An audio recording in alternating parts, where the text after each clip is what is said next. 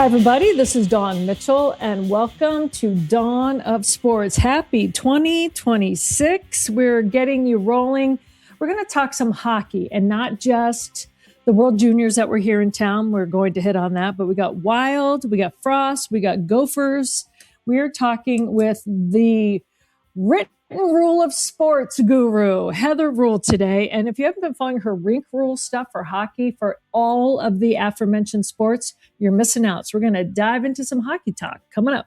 Yep. Lucky today to be with Dawn and Heather. I'm Jim Suhan from TalkNorth.com and the Star Tribune. She, of course, is Dawn Mitchell from Fox 9 Sports and this show, Dawn of Sports. Heather Rule's a longtime friend, one of the hardest working people in the marketplace. Check out all of her stuff. We'll tell you how to read and access all of her work later. But today we're just going to have a fun conversation with her. Again, this is Dawn of Sports. We're coming to you from the Aquarius Home Services Studio.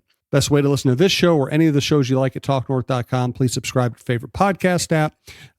We also want to thank Lexus, Wayzata, and Maplewood and Minnesota Masonic Charities. Back to you, Dawn.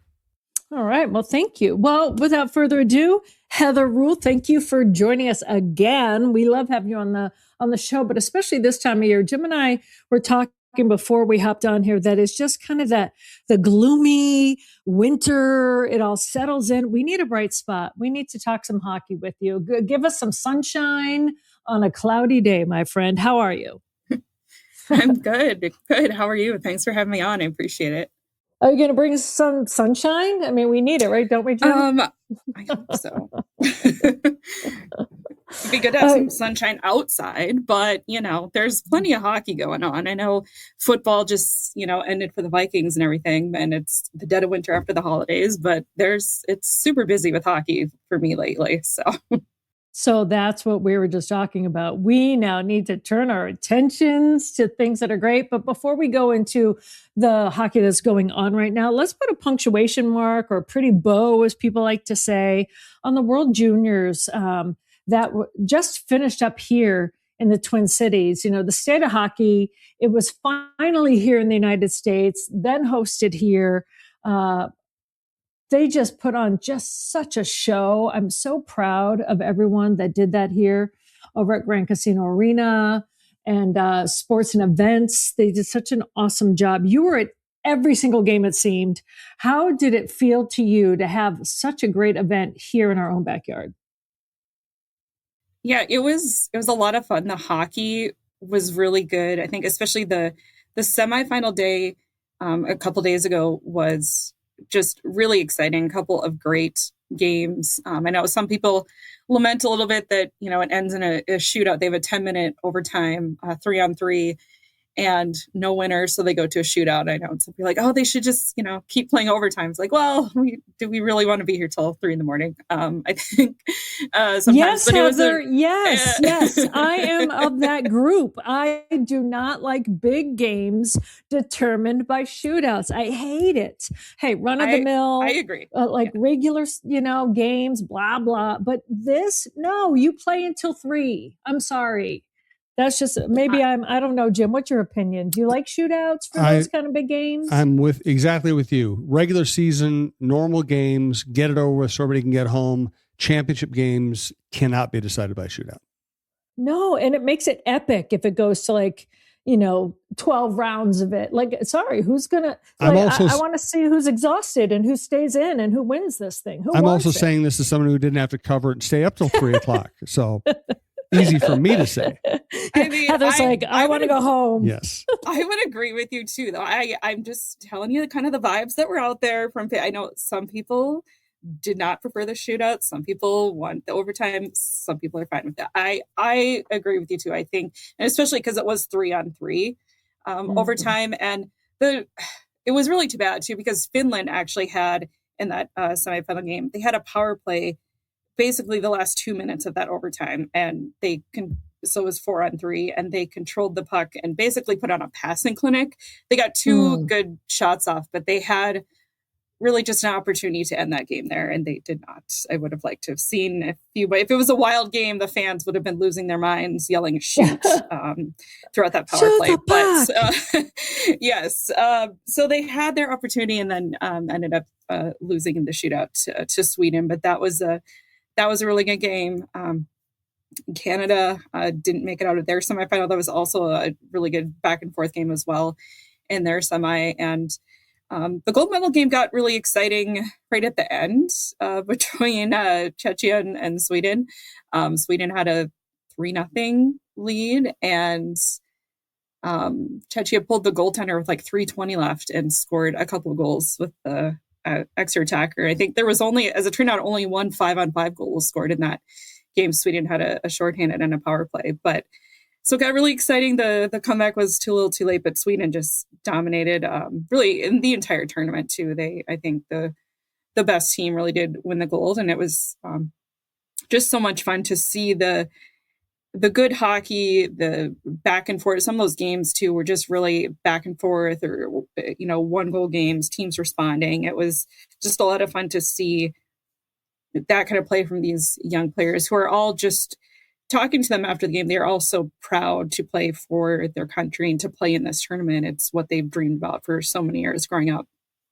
Absolutely. And, we'd be remiss if we didn't talk about just the gut punch that Team USA took. I think Bob Motzko put it so well in his post-game interviews. He's like, he said we made two mistakes. And it basically, what was his line? Sports, bloody rips your heart out.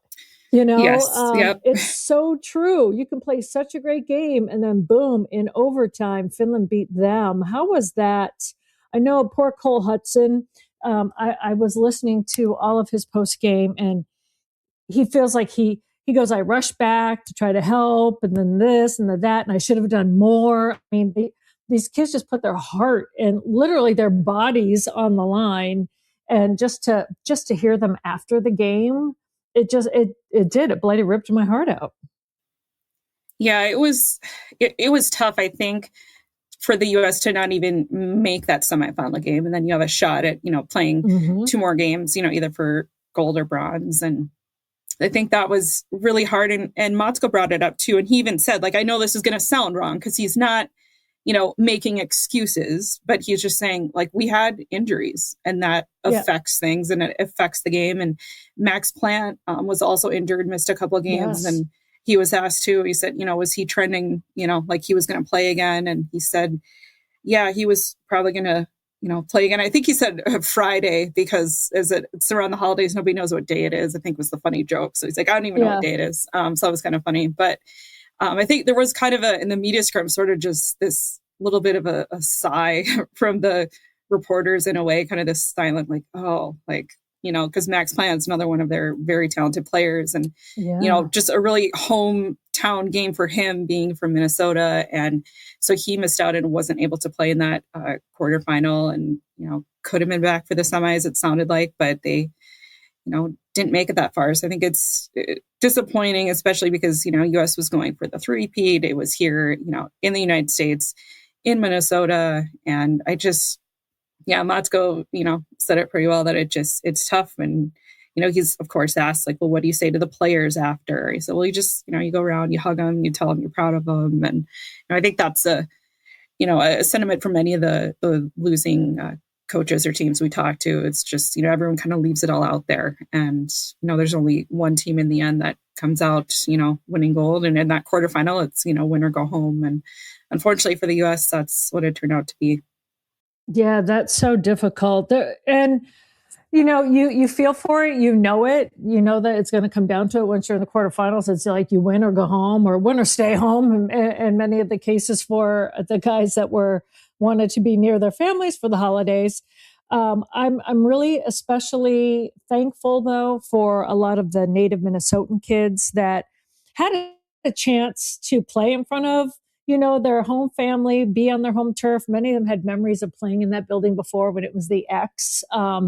Just to see them kind of come full circle, whether or not they end up, a lot of them are still playing in college, but whether or not they go pro or not, they may never be in that building again to have that experience, let alone the World Juniors ever again there. So how cool was that when they were talking about, being in that rink at home around their friends?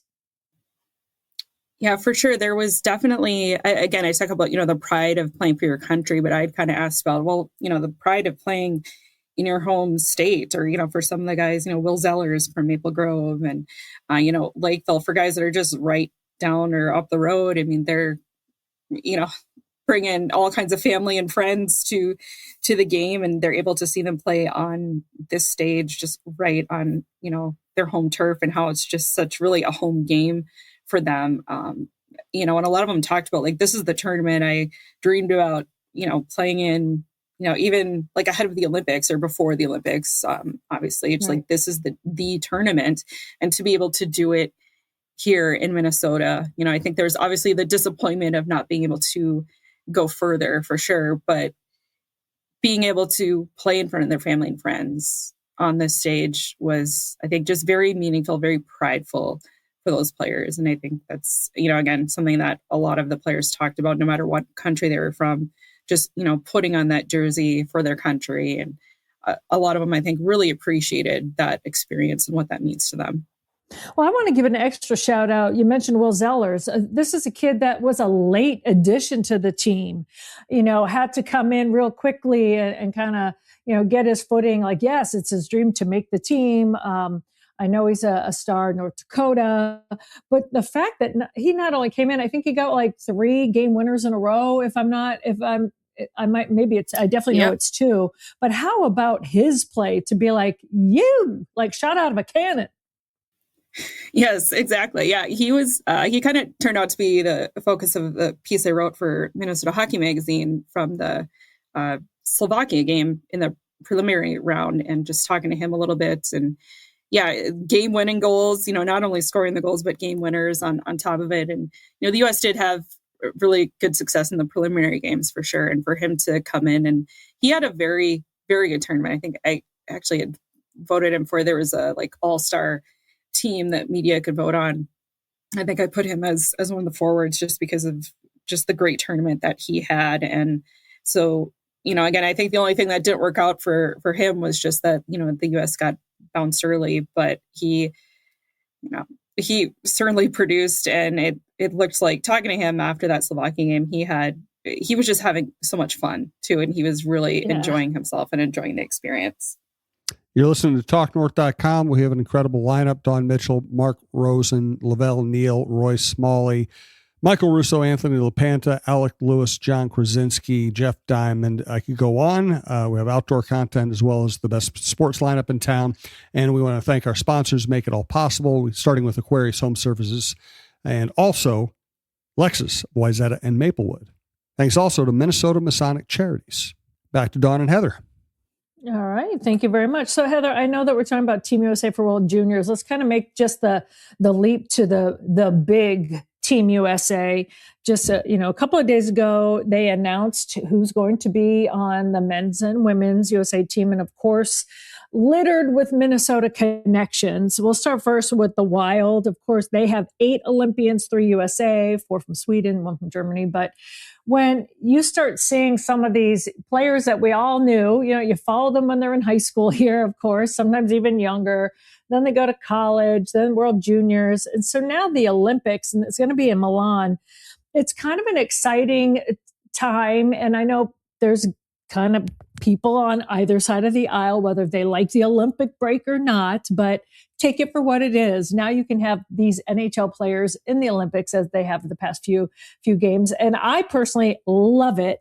Do you love it? Do you love it that there's a break in the NHL? And then we get to see some of these guys that, they play pro, but the number one thing on their docket is they also want to play in the Olympics. And now, it's been fun to see them get their chance.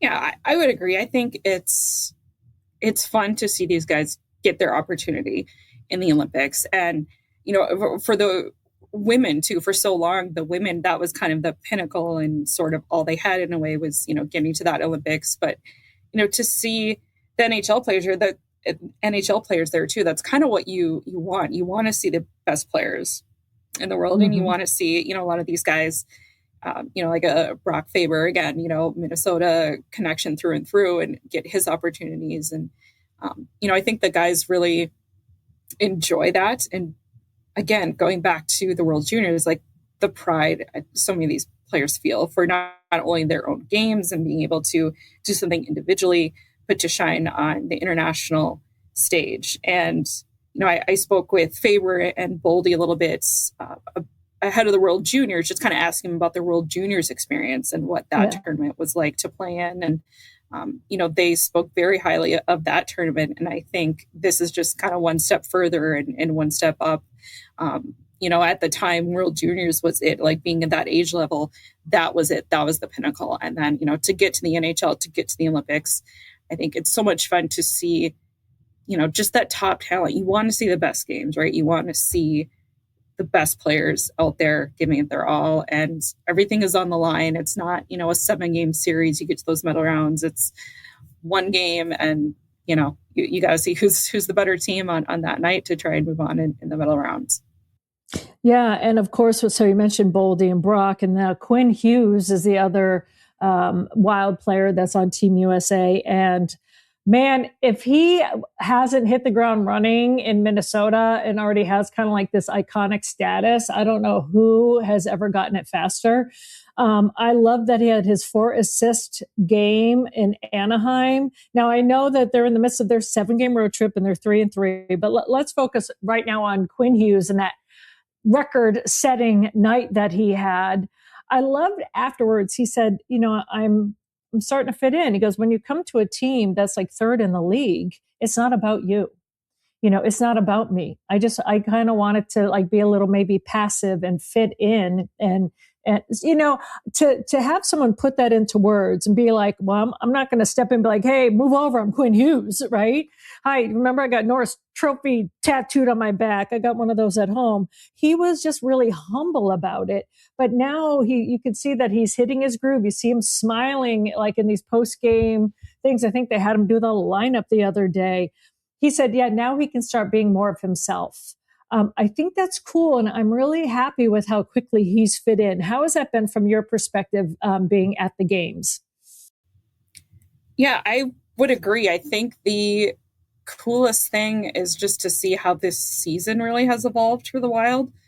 You think about October and when they were just not playing very good hockey at all. And, October to November became like a tale of 2 months, 2 seasons for the Wild. And even on, I think they had a game November 1st. I think it was Vinny Hinostroza had said said something about turning the page to November, turning the calendar. And just, that might seem like a small thing, but they really just seem to take that very seriously and then continue that momentum, in December when they got Quinn Hughes, and just the excitement and how everything has really shifted to, well, the Wild are really Stanley Cup contenders now, and they're going to go on a deep playoff run. And to have him, you're right, Quinn Hughes just come in and gel so well with this team. You see how well he skates, the way he moves with the puck and handles the puck, and the way he can just, I don't know, pivot, turn on a dime, and just, evade defenders and everything. He's been so good. He's contributed offensively already as well.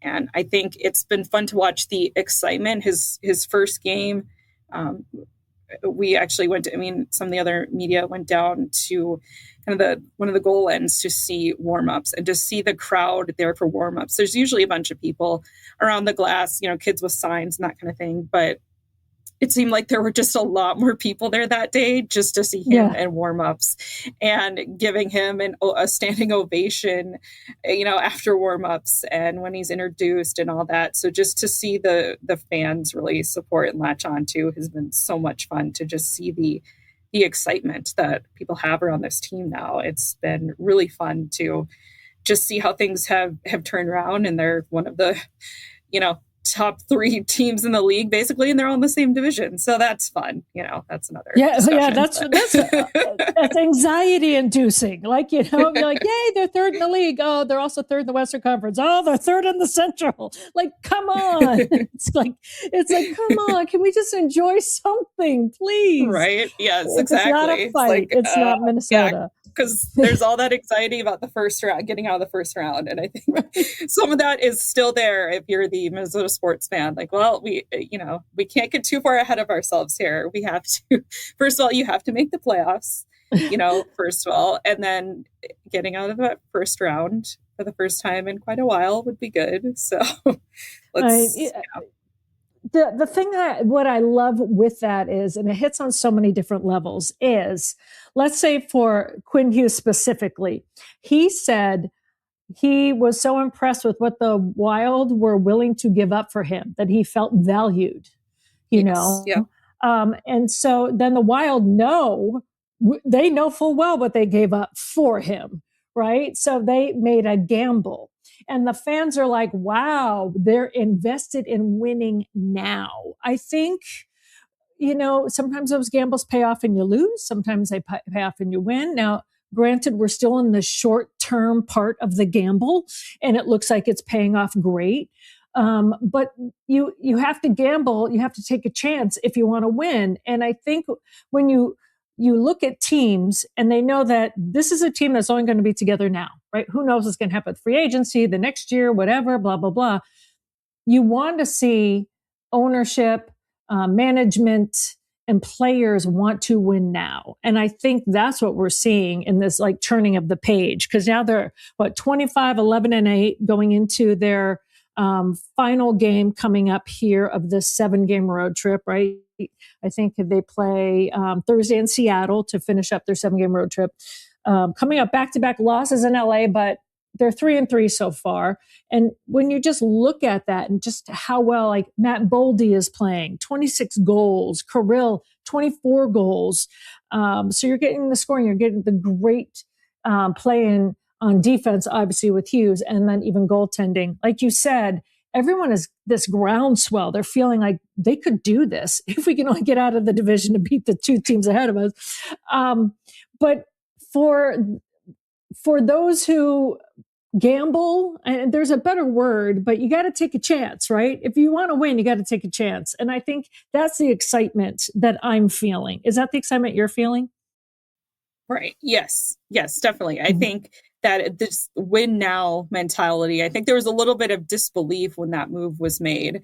I saw that news come through from Michael Russo, and I was like, wait, like Minnesota? Like I saw, we won the when he was, I was like, sweepstakes?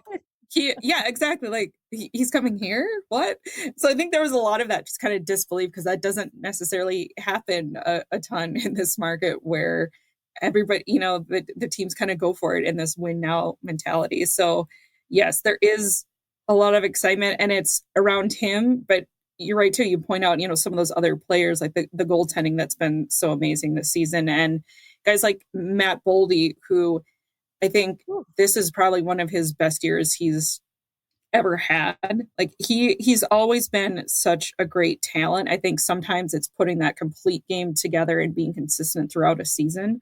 That's been maybe lacking at times, where he'll kind of go in these spurts where he's, maybe not playing as well or not producing on the point sheet consistently. But he's done that this year with the goals he scores and some of the moves he had in the, I know the shootout, but the regular season, so it's fine. He makes some great moves to score in the shootout as well. And just so, to have him and Kirill and getting Zuccarello back from, he was injured. I mean, that's the other thing the team has dealt with a lot of injuries so far early on this season too, that they've, it didn't really seem to matter either, because they were still winning, even though, it was kind of this, okay, who's out injured tonight? It was usually multiple people. But I think, yes, that the excitement is here with kind of this win now mentality, for sure. I know fans are feeling that. And moving on to the Frost, we know it's early, but back-to-back championships, nothing to forget quickly. We all do, like, oh yeah, they're just going to win again. No, it's hard to, first of all, win, let alone back-to-back. But they also have 8 players going to the Olympics, 2 players for Czechia, 6 Team USA, Heisey, Zumwinkle, Panic, Steckline, all names we know here well, Minnesota, Kendall Coyne, Schofield, Britta Krossalemi. When you just go down these rosters and people just expect this team now to kind of come out and win, I think there's a different excitement now around this team. I even heard my neighbor's kids singing the song that the Frost sang, something about the atmosphere. I'm like, I can't remember it right now, but there's chants that are out in the crowd. And I heard them It's saying cold it. in here. Yeah. Yes. There must be some frost in the In the atmosphere. atmosphere. Yep. My Yep. my neighbor's kids were saying that as they were building a snowman, and I was like, oh my god, that is so awesome! That just in like a few years that's even like kind of trickling down. You know, I was like, I didn't say anything because I didn't want to be like, who's the weirdo lady cheering us on? But I think that's cool. What have you seen in terms Yeah. of just how they've ingratiated themselves into the fabric already of Minnesota? Yeah, it's cool. I was looking at their 2 championship banners now last night when I was at the arena. Just kind of they're up in the rafters, kind of by where the lighthouse is at Grand Casino Arena, and to just see those championship banners up there, and just part of me still can't believe that they won both of those in some ways because of the way they did it, in a very similar way where they kind of very much backed into the playoffs at the last minute, got the lowest seed, but came out and got the job done when it mattered, and in overtime in a lot of cases. So it's very exciting, and also, shouldn't be taken for granted, which I think in Minnesota we know that very well. But it's been fun to see the season, this season now, season 3, to really like, okay, it's not the first season anymore. We're, it's not as new, there were so many firsts that first year. But this year, they've had expansion in the league. You have teams in Seattle and Vancouver now. So there's more players. They're doing more of these takeover tour games in, other parts of the country in Canada where there's, they're kind of testing out these other markets, right, to see where they might expand again. And so to see those games have success, and I did a story recently where there was a takeover tour game in Dallas with New York and Seattle, because I think the 2 players in the league who are from Texas are on those teams. And I did a story for USA Hockey just about the Dallas market and how, it's not a traditional quote unquote hockey market like Minnesota might be, but just how it's growing down there, and especially with girls hockey, the interest, and so how important it is for the growth of the game there. And, here with the frost, it's, this season they're already 10 games in, which is a third of their way through their regular season. But they've also been on the road so much. They were home to open, had their band raising ceremony, then went on the road for 3 games, came back here for 1, and then now spent 5 games on the road. Obviously, kind of like the Wild, their building has been in use in St. Paul here with the World Juniors. So they'll finally be back this coming weekend. But they are in second place. They have, some of the league's top scorer, Kendall Coyne, the goals leader. Britta Curl has had an amazing start to her season as the league points leader. They've gotten production on the blue line, which I think was a little bit of a question mark with some of the players that got dealt in the expansion draft and free agency.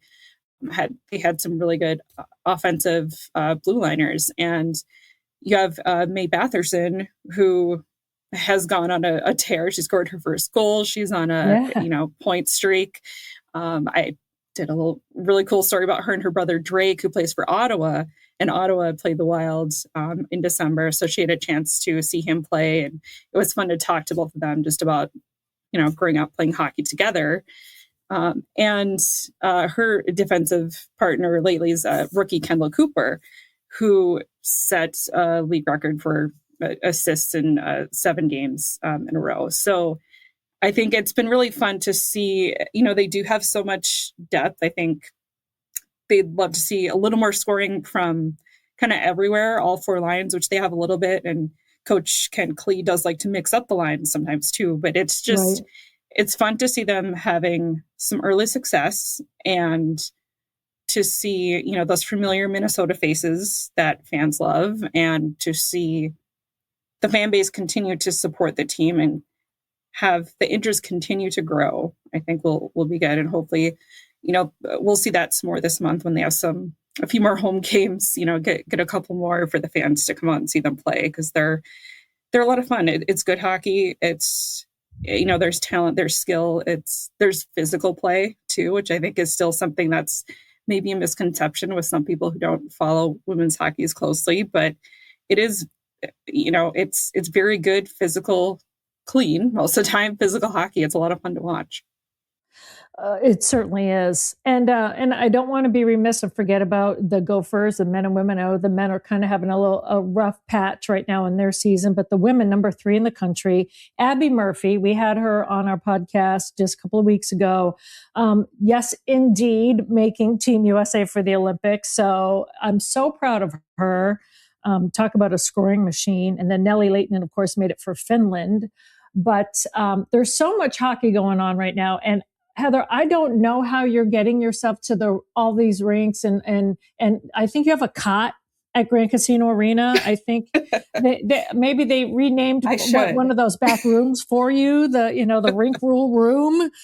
It's been amazing though, because if I can't make it, especially when it was during Viking season, I'm always going to your stories and reading them to kind of keep me up on it, because it's great to find the stats and who's doing what, but the stories, like you mentioned with Batherson and her brother, is phenomenal. So for the people that are listening and they're like, oh my gosh, I want to read that story, where can they find all of this work that you're doing throughout this hockey season? Sure. Yeah. So with the start of the frost season, I launched a Substack. It's Written Rule of Sports Substack.com. And that's where I've been putting pretty much all of my frost content. I also always say I'm at HL Rule on the socials too, Twitter, Blue Sky Threads, Instagram, all that. TikTok too, a little bit. So you gotta be on the TikTok, girl. Gotta be on the TikTok. Yeah, that gets some good engagement. Just posted a little celebration video the other day from World Juniors, and people like that stuff. So but the Substack is where I've been sharing a lot of my frost stories recently. So it's been fun to have that outlet and just to cover the frost a little bit more even than I did last year, and to do a couple of fun features. And I did one about their player of the game. Every team has like a player of the game, prop nowadays, right? Like a hat or a piece of clothing, something. So the Frost have like a wrestling belt and some purple sunglasses. So I kind of dug into the sort of the origins of that, which was kind of fun to talk to the players about. Oh, that's awesome. Well, I know that we're just kind of scratching the surface right here on the hockey season. World Juniors, they're gone. Minnesota did you proud. Team USA, we love you anyway. We do. Just seeing the stars of the future. But I just want to say, as my friend, as a sports journalist colleague, I want to thank you. Your writing is tremendous. And you bring the stories that we want to hear. You bring these athletes to life. And sometimes it's hard too. Whenever there's a sport with a helmet, you really got to peel away so many layers of literal equipment, but also other things to get to know these players. And you do that on such a high level. Heather, I just want to thank you for all of your work. Thank you so much, Dawn. I really appreciate the kind words. It's there's so many stories that I love to tell. And I think you talk about, digging into getting to know these players. I think that's what I really enjoy the most is, these feature type stories and the personality profiles, and talking to, especially with the Frost, a lot of these players about their background and how they started in hockey. And, did they play with boys growing up, or were they on girls teams, or just, finding out, more details about them. And it's been a lot of fun to do these stories. And it's what I really enjoy. So I always appreciate anybody who reads and, takes in my content. So it's very appreciated. Thank you. You're welcome. That's Heather Rule. If you're into hockey, just the Written Rule Sports on Substack.com. Rink Rule is the header, but that's not all she does. She's written books. She's also a race car junkie. You can talk to her about whether it's NASCAR, IndyCar. She loves her IndyCar, by the way. She covers it all. So just check out any of Heather Rule's work and you will not be disappointed. Heather, thank you so much. I could talk hockey all day long because I love it. Now that the Vikings are over, I can talk it some more. So thanks for joining us today. Yeah. Thank you so much, Dawn. I appreciate it. Always good to talk to you and hop on your pod. So thanks so much. Thanks to Heather. Thanks to Don. And we'll talk to you all next week.